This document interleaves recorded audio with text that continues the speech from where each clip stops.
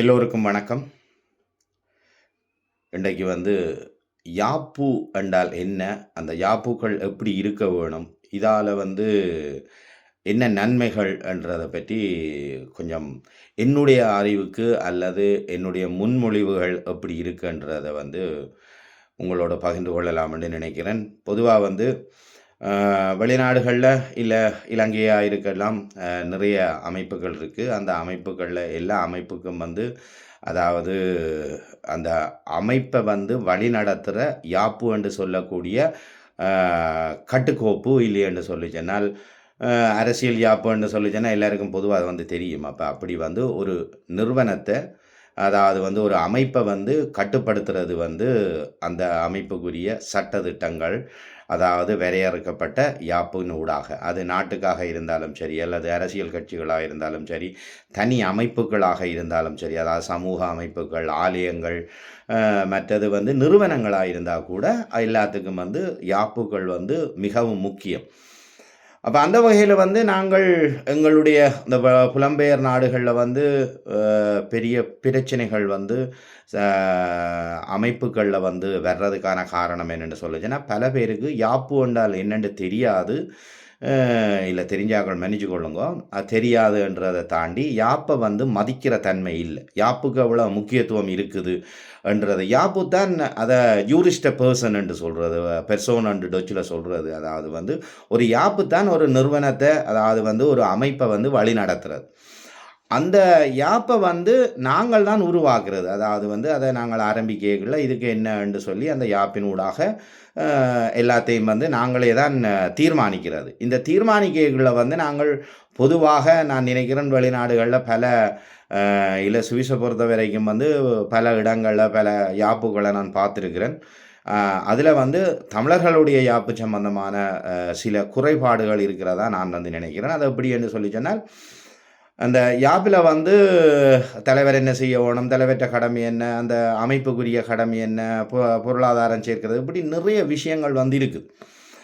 அதில் முக்கியமாக சேர்க்கப்படாத சில விஷயங்கள் இல்லைன்னு சொல்லிச்சுன்னா, எல்லாரும் கருத்தில் கொள்ளாத விஷயம் என்னென்னு சொல்லிச்சுன்னால், ஒரு அங்கத்தை வற்ற பதவி காலம் எவ்வளவு என்றது நிர்ணயிக்கிறதில்லை. இப்போ கனடங்களில் பார்த்தீங்களான்னு சொல்லிச்சுன்னால் பெரிய குற்றச்சாட்டுகள் இருக்குது. இவர் நீண்ட காலமாக பதவியில் இருக்கிறார், இல்லையென்று சொல்லிச்சுன்னா இவர் நீண்ட காலமாக ஆளுமை செலுத்தினம், இப்படியான குறைபாடுகள் எல்லாம் இருக்குது. அப்போ அதுகளை நாங்கள் களையணும்னு சொல்லிச்சொன்னால் தனிப்பட்ட ரீதியாக முரண்படுறதிலும் பார்க்க ஒரு அமைப்பை நாங்கள் உருவாக்கிகள் அந்த அமைப்பில் எப்படியா இருக்க வேணும் இல்லைன்னு சொல்லி சொன்னால் அதில் இருக்கிறார்கள்ன்ற செயற்பாடு எப்படி என்றதை நாங்கள் முதலே தீர்மானிக்கலாம்.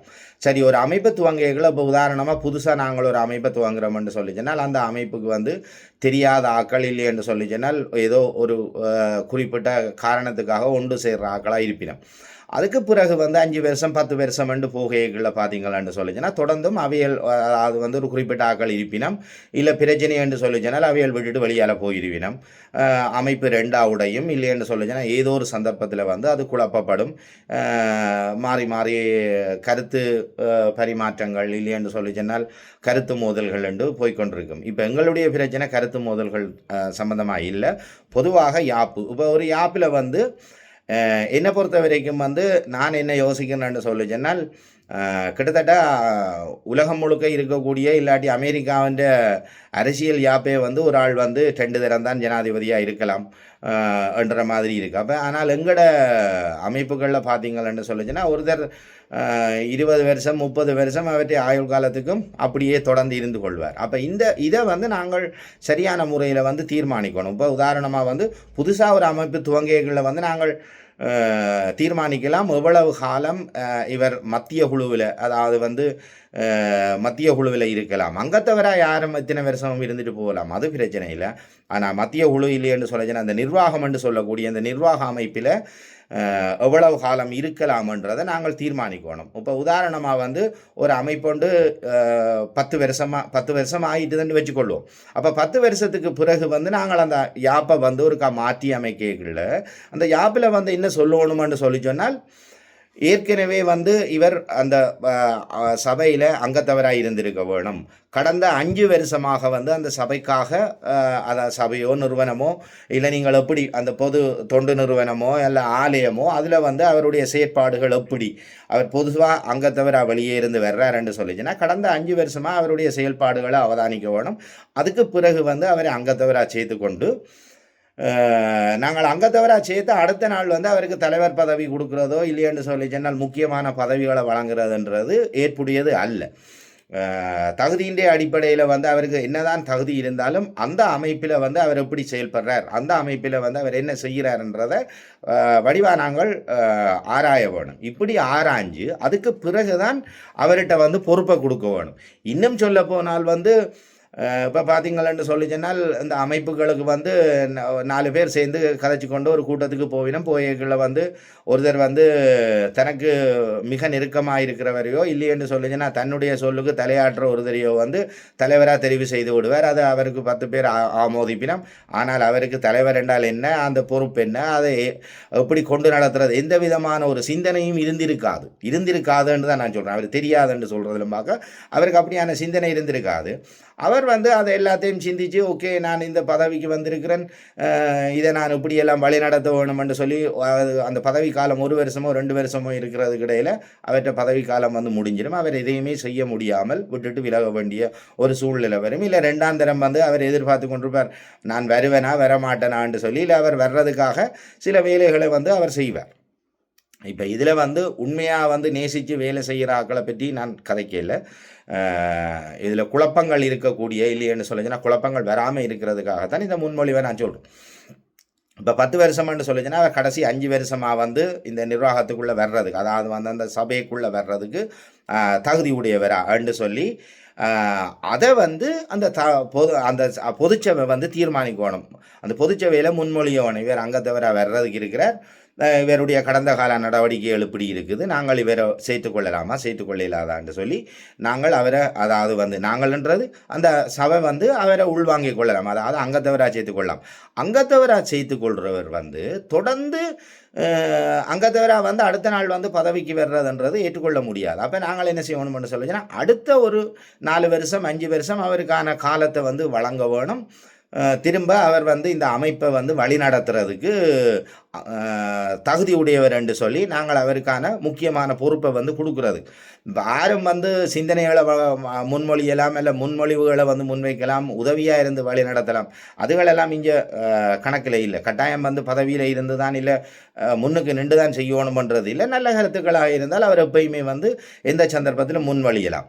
ஆனால் அவர்கிட்ட ஒரு பொறுப்பை கொடுத்து நாங்கள் அவர் மூலமாக அந்த வேலைகளை பெற்றுக்கொள்வது இல்லை அவற்றை தலைமைக்கு கீழே ஒன்று சேர்றது என்று சொல்லி சொன்னால் அவரை வந்து நாங்கள் சரியாக கண்காணிக்க வேணும்.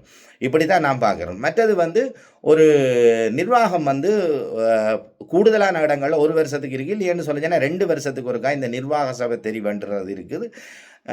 என்னை பொறுத்த வரைக்கும் இந்த 2 வருஷ நிர்வாக சபைன்றது வந்து காணாதுன்னு நினைக்கிறேன். ஏனென்று சொல்லி சொன்னால் ஒரு திட்டத்தை போட்டு அதை நடைமுறைப்படுத்துறதுக்கு இடையில் அவற்றை 2 வருஷம் அவற்றை பதவி காலம் வந்து முடிஞ்சிடும். இல்லையான்னு சொல்லி சொன்னால் அவர் ஏற்படுத்தின தொடர்புகள் இல்லாட்டி அவர் முன்னெடுத்த வேலை வந்து 2 வருஷத்தில் முடியாது.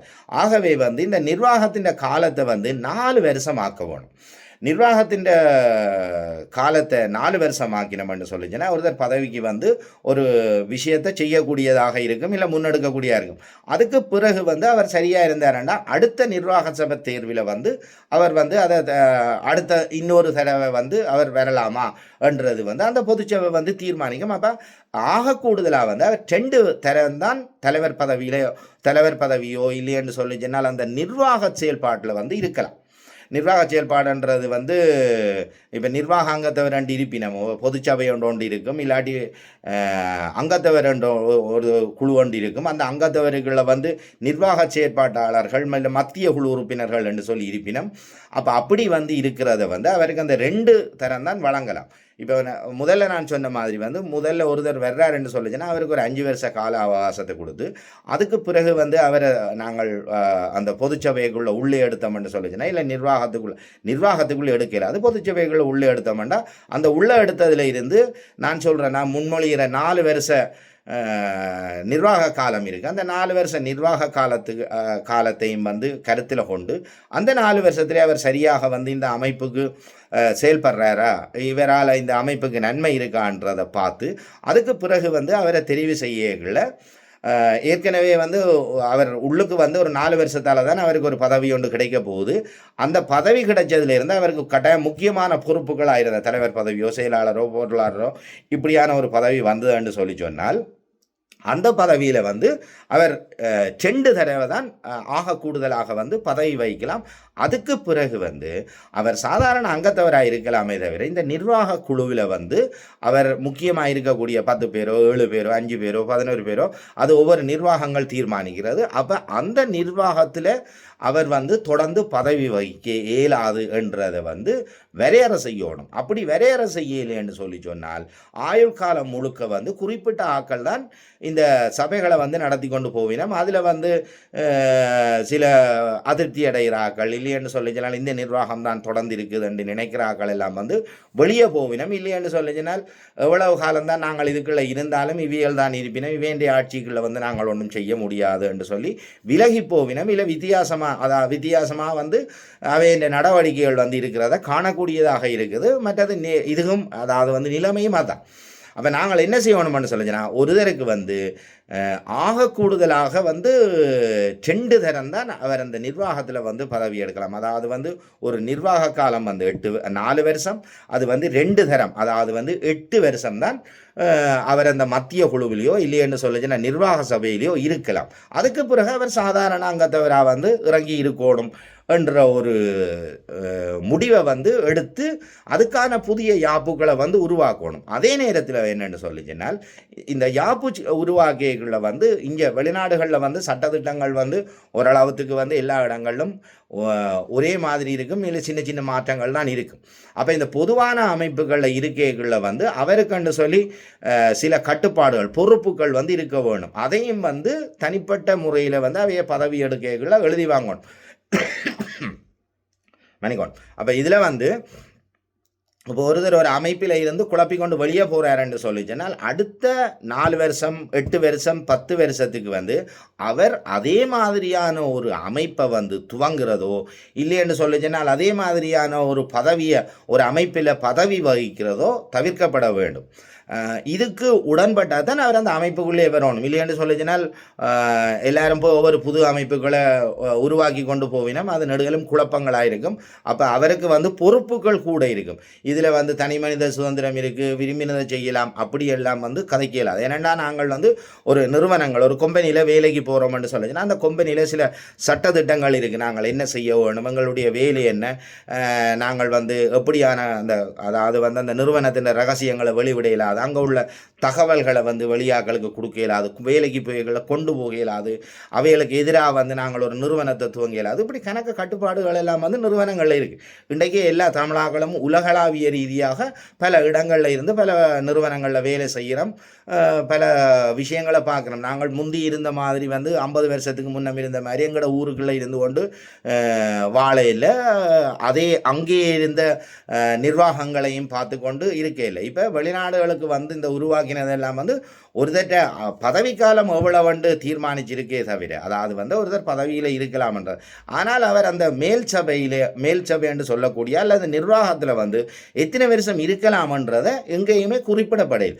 அப்போ இப்படி இருக்கிறதால தான் தொடர்ந்து சில பேர் ஆதிக்கம் செலுத்தக்கூடியதாக இருக்குது. இதில் வந்து ஒரு நன்மை இருக்கு என்னென்னு சொல்லுச்சுன்னா எல்லாரும் ஏதோ ஒரு சந்தர்ப்பத்தில் தங்களுடைய பங்களிப்பை செய்வினம். மற்றது தொடர்ந்து ஒருத்தர் மட்டும் இருக்க மாட்டோம், அவருக்கும் படிவா தெரியும், இருக்கிறவருக்கும் படிவா தெரியும், இன்னும் இத்தனை வருஷத்தில் நான் இந்த பதவியிலிருந்து விலக வேணும், இந்த பொறுப்பில் இருந்து நான் விலக வேணும், அதுக்கிடையில் நான் என்ன செய்ய வேணும் என்று சொல்லி. உதாரணமாக அரசியல் யாப்புகளே அப்படி இருக்குது.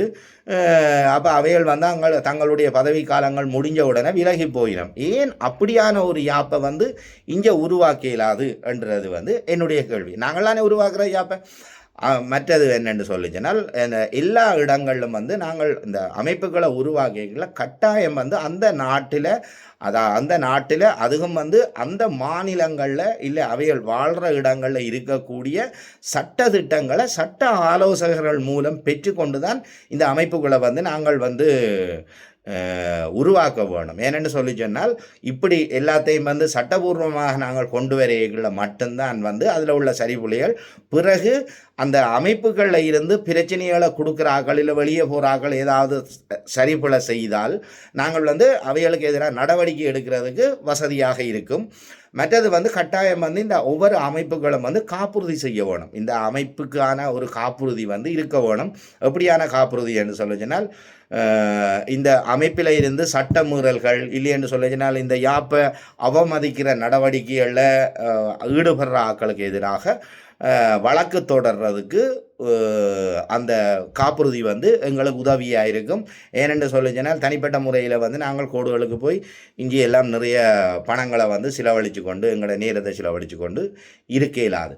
அப்போ இப்படி வந்து நாங்கள் ஒரு யாப்பை உருவாக்கினோம்னு சொல்லிச்சனால் நிச்சயமாக வந்து எதிர்காலத்தில் வந்து எல்லா இடங்களிலும் வந்து அதை பயன்படுத்தக்கூடியதாக இருக்கும். இது எல்லாருக்கும் பொதுவான ஒரு விஷயத்தை தான் நான் சொல்கிறேன்.